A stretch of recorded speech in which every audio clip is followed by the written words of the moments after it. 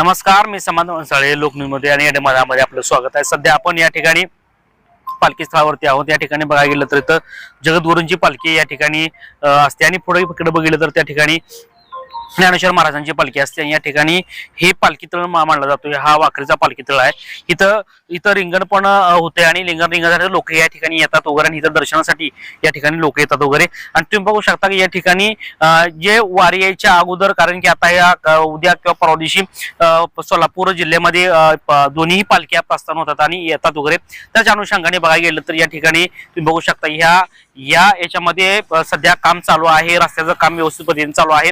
ज्या ठिकाणी पालखी थांबते, ज्या ठिकाणी लोक असतात त्या ठिकाणी देखील व्यवस्थित पद्धतीनं या ठिकाणी काम चालू आहे। तुम्ही बघू शकता या ठिकाणी की या ठिकाणी महाराष्ट्र शासनाची लोक या ठिकाणी येऊन अधिकारी येऊन देखील पाहणी करतात वगैरे। वेगवेगळ्या पद्धतीचे ह्या ठिकाणी अजून काय वेगळं डेव्हलप करता येते का, कशा पद्धतीने अजून काय करता येईल का, लोकसंख्या वाढती आहे त्या अनुषंगाने या ठिकाणी चांगल्या पद्धतीचं या ठिकाणी काम करतायत वगैरे। आणि बघायला गेलं तर रस्ते देखील व्यवस्थित होते, परंतु हा रस्ता नवीन झालेला आहे। पण महत्वाची गोष्ट मला आता एक दिसलेली आहे, तुम्हाला सांगतो।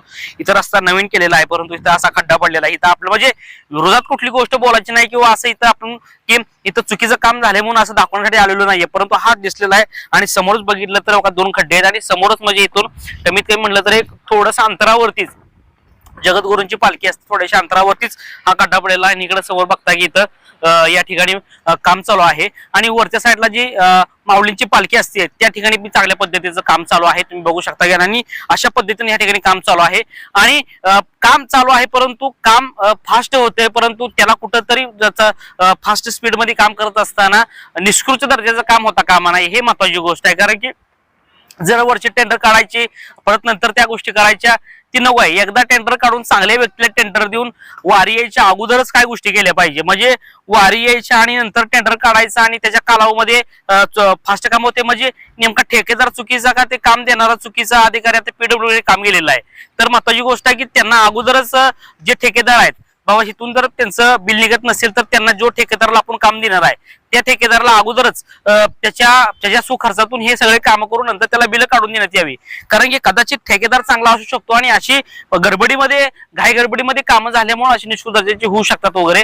आणि या ठिकाणी वेगळे वेगळे फलक लावण्यात आलेला आहे, लाईटीची व्यवस्थित पद्धतीने सोय करण्यात आलेली आहे आणि झाडांना कलर देण्यात आलेला आहे आणि स्वच्छता चांगल्या प्रकारची या ठिकाणी करण्यात आलेली आहे। आणि एडेम माझा आणि लोकन्यूजच्या माध्यमातून आपण तुम्हाला हे सर्व दाखवतो आणि पुढे दाखवणार पण आहोत। पालखी सोहळा असेल, रिंगण सोहळा असेल असे दाखवणार आहोत।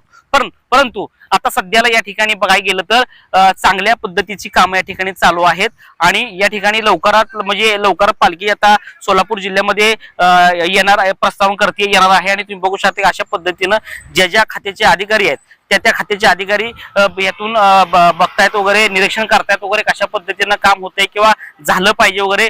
लाईट वगैरे असेल, बल्ब वगैरे असेल तर वारकऱ्यांना कुठल्याही पद्धतीची निष्कृत दर्जाची सोय होऊ नये म्हणून या ठिकाणी पंढरपूरचे अधिकारी असतील, पंढरपूरचे प्रशासन असेल, नगरपालिका असेल, पीडब्ल्यू खाता असेल असे आणि जे नेते मंडळी आहेत ते नेते मंडळी देखील याच्यामध्ये लक्ष घालतात आणि येणाऱ्या वारकऱ्यांच्या स्वागतासाठी या सर्व गोष्टी चालू आहेत वगैरे। आणि अशाच पद्धतीनं या ठिकाणी चालू आहे आणि या ठिकाणी जेवढे वारकरी येऊन थांबणार आहेत त्यांच्यासाठी वेगळ्या वेगळ्या सुविधा केलेल्या आहेत। त्या ठिकाणी पोलीस प्रशासन देखील या ठिकाणी रवाना होते आणि नंतर या ठिकाणी बघायला तर आरोग्य विभागाची देखील या ठिकाणी चांगल्या पद्धतीचं सोय होणार आहे। आणि अशा पद्धतीची माहिती मिळते की या ठिकाणी एसटी महामंडळ असतील किंवा इतर जे वारकऱ्यांच्या सुख सुविधेसाठी ती पण सज्ज झालेली आहेत। असं एकंदरीत बघितलं तर ह्या सर्व गोष्टी आहेत वगैरे। दोन्ही पालखीचा मुक्काम या वाखरी ठिकाणी होतोय आणि पंढरपूरच्या अगोदर हा लास्ट शेवटचा मुक्काम आहे। या ठिकाणी हा मुक्कामानंतर डायरेक्ट पंढरपूरला इथून मुक्काम असतो किंवा तिथं जातात वगैरे, हा लास्ट मुक्काम मानला जातोय। त्या अनुषंगाने या ठिकाणी जेवढे काय वारकरी आहेत आणि दोन्ही पालखी या ठिकाणी येतात त्याच्यामुळं इथं चांगल्या पद्धतीचं काम सध्या चालू आहे, तुम्ही बघू शकताय। आणि अशाच अनुषंगाने वारकरी काय देखील या ठिकाणी यायला लागले आहेत। ज्या वारकऱ्यांचे या ठिकाणी पालखी स्थळ आहेत, ज्या वारकऱ्यांचं इथं राहण्याची सुविधा आहे ती लोक पुढे येऊन या ठिकाणी आपल्या जागा या ठिकाणी निश्चित करतायत वगैरे। अशा पद्धतीने या ठिकाणी काम चालू आहे आणि लवकरात लवकर हे तुम्हाला दिसणारं मैदान पूर्णपणे खचाखच भरलेलं दिसेल। सगळे वारकरी या ठिकाणी येऊन थांबणार आहेत।